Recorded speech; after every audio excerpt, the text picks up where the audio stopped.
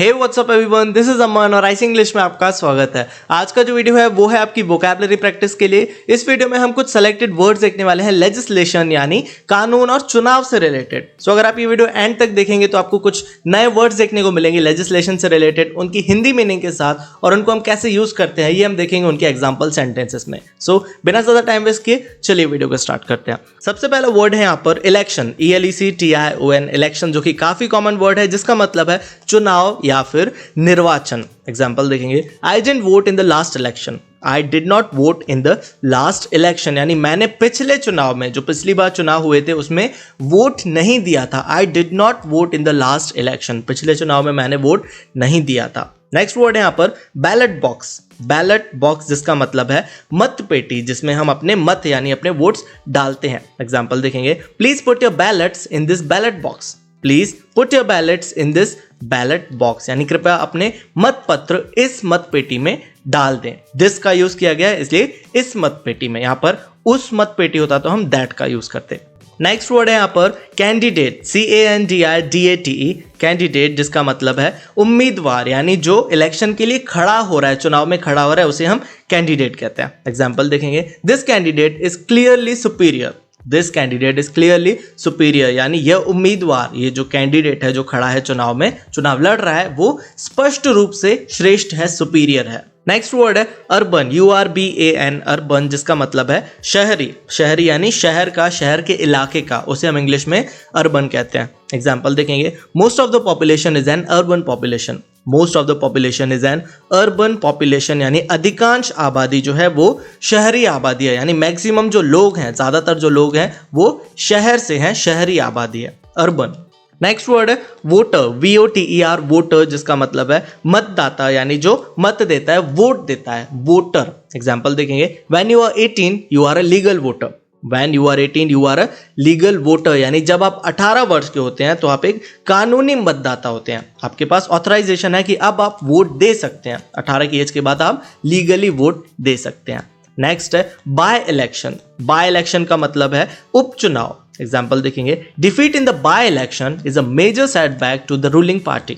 Defeat in the by election is a major setback to the ruling party यानी उपचुनाव में हार ruling party के लिए एक बड़ा झटका है। उपचुनाव में अगर वो हार गए तो उनके लिए वो एक बहुत बड़ा झटका है। नेक्स्ट वर्ड है डेलीगेट, DELEGATE, डेलीगेट जिसका मतलब है प्रतिनिधि। एग्जाम्पल देखेंगे, they selected him to serve as the delegate. They selected him to serve as the delegate यानी उन्होंने उन्हें अपने प्रतिनिधि के रूप में सेवा देने के लिए चुना, अपने प्रतिनिधि के रूप में सर्व करने के लिए, सेवा देने के लिए चुना। नेक्स्ट वर्ड है यहाँ पर कॉन्स्टिट्यूएंसी, CONSTITUENCY, कॉन्स्टिट्यूएंसी जिसका मतलब है निर्वाचन क्षेत्र। एग्जाम्पल देखेंगे, the constituency is voting tomorrow.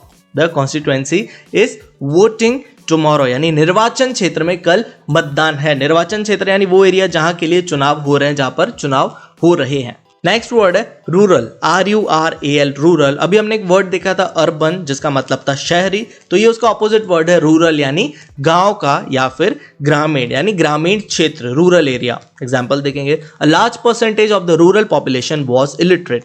A large percentage of the rural population was illiterate यानी ग्रामीण आबादी का एक बड़ा प्रतिशत अनपढ़ था, यानी गांव के जो बहुत सारे लोग थे, गांव का जो बहुत बड़ा परसेंटेज था लोगों का वो अनपढ़ था यानी इलिटरेट था, पढ़ा लिखा नहीं था।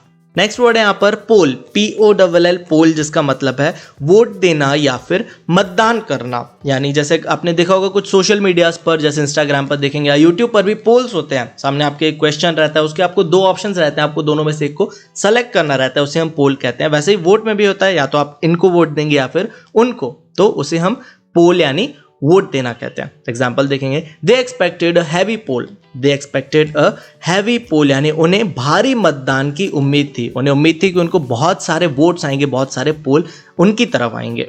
नेक्स्ट वर्ड है अमेंडमेंट, AMENDMENT, अमेंडमेंट जिसका मतलब है संशोधन या फिर सुधार यानी किसी में कुछ इंप्रूवमेंट लाना, कोई चीज को सुधारना, ठीक करना। एग्जाम्पल देखेंगे, parliament passed the bill without further amendment. Parliament passed the bill without further amendment, यानी संसद ने बिना किसी संशोधन के विधेयक पारित कर दिया, यानी जो बिल था उसे पास कर दिया बिना किसी इंप्रूवमेंट के, बिना किसी सुधार के, जैसा वो था वैसे ही उसे पास कर दिया गया। नेक्स्ट वर्ड है यहाँ पर फ्रेंचाइज, FRANCHISE, फ्रेंचाइज जिसका मतलब है मताधिकार। मताधिकार यानी जैसे अगर कोई चुनाव लड़ रहा है, वो चुनाव जीत गया तो उसको जो राइट्स मिलने चाहिए कि वो ये काम कर सकता है, उसको जो सारे राइट्स हैं उन्हीं राइट्स को फ्रेंचाइज कहते हैं। एग्जाम्पल देखेंगे, I might get the franchise, I might get the franchise यानी मुझे मताधिकार मिल सकता है, उसको जो ऑफिशियल्स से जो राइट मिलने चाहिए वो उसे मिल सकते हैं। I might get the franchise.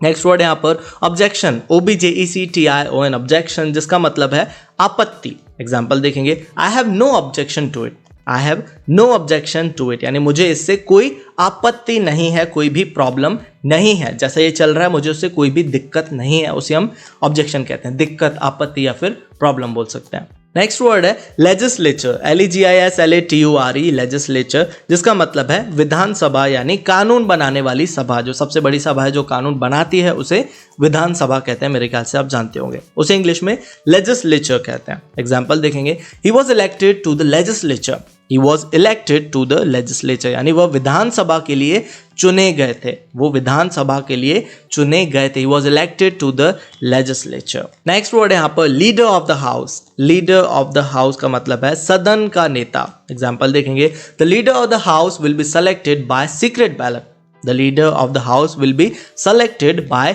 Secret ballot यानी सदन के नेता का चयन गुप्त मतदान द्वारा किया जाएगा, सीक्रेट मतदान होगा, सीक्रेटली चुनाव होंगे, उससे जो लीडर होगा हाउस का यानी जो सदन का नेता होगा उसका चुनाव किया जाएगा। नेक्स्ट वर्ड है यहाँ पर पब्लिसिटी, PUBLICITY, पब्लिसिटी जो कि काफी कॉमन वर्ड है जिसका मतलब है प्रचार। कभी आपने गौर किया होगा जब भी चुनाव होने वाले हैं तो सारी पार्टी, सारे नेता अपना प्रचार करते हैं वोट्स पाने के लिए, उसे पब्लिसिटी कहते हैं, उसी प्रचार को। एग्जाम्पल देखेंगे, the case has attracted wide publicity, the case has attracted wide publicity यानी मामले ने व्यापक प्रचार किया है, मामले ने व्यापक प्रचार किया, उसकी बहुत ज्यादा पब्लिसिटी हुई है, बहुत ज्यादा पब्लिसिटी उसने अट्रैक्ट की है। The case has attracted wide publicity. Next word है यहाँ पर ऑपोजिशन, OPPOSITION, ऑपोजिशन जिसका मतलब है विपक्ष। विपक्ष यानी जो आपके ऑपोजिट में हो, अगर एक पार्टी यहाँ पर चुनाव लड़ रही है तो उसके जो ऑपोजिट में पार्टी होगी वो उसकी ऑपोजिशन पार्टी यानी विपक्ष दल या विपक्ष पार्टी होगी। एग्जाम्पल देखेंगे, the main opposition parties are boycotting the elections, the main opposition parties are boycotting the elections यानी मुख्य विपक्षी दल जो है, जो मेन ऑपोजिशन पार्टी है वो चुनावों का बहिष्कार कर रहे हैं।